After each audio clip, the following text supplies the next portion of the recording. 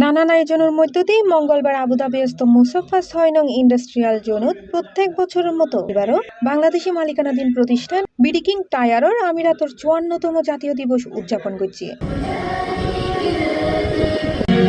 প্রতিষ্ঠানের স্বত্বাধিকারী মোহাম্মদ মুস্তাফার উপস্থিতিতে আনুষ্ঠানিকভাবে কেক হাড়ি দিবসের কার্যক্রম উদ্বোধন করে আমিরাতি ব্যবসায়ী উদ্যোক্তা হামদান জাবির।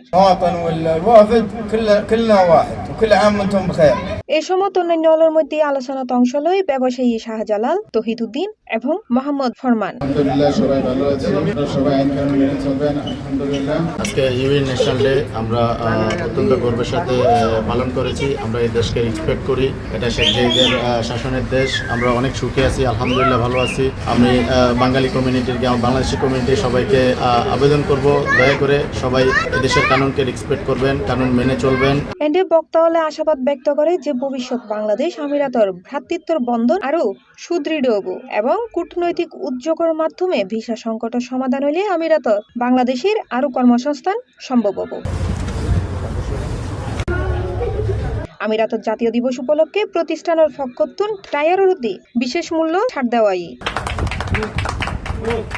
C plus TV, Chittagong.